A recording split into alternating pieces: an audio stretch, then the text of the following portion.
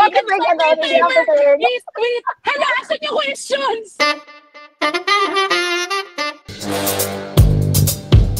May inatake sa puso. Wait, ginaya mo, be. Kasi sabi ni Elaine, wag mo panoorin yung slides dun sa Champion Focus ha, para naman ma-surprise ako. Na-surprise naman ako. Elaine, pinapalitan mo pala yung tugtog.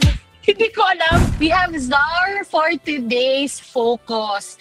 Zar, baka naman magkamuon ka para palakpakan ka namin virtually. Hey, Zar! Hey, Zar! Ayan. Okay, so let's start with the questions. Ayan. Okay, Zar, coffee or tea? Coffee. Books or movies? Movies. Early bird or night owl? Zar, Night reason owl. mo. Okay, work from home, work on site. Work from home. Dogs or cats? Dog. Okay, sweet or spicy? Sweet and spicy. Sweet and spicy, taray. May isa lang eh, pero sige go. Pinoy or Assam? Dito siya Pinoy. talaga siya ka to. Okay, wait lang daw. Jeans or pajamas? Jeans.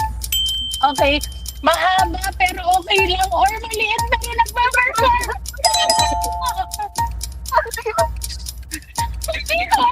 Hindi ka ba sabi?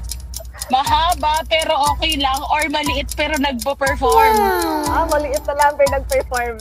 Okay, unlimited rice or unlimited wifi? Hindi ko narinig yung first. Wi-Fi na lang. Dar, sorry. Actually, marami pang tanong. Nataranta lang ako. Thank you everyone for joining our town hall. Thank you for hanging out and see you by next month.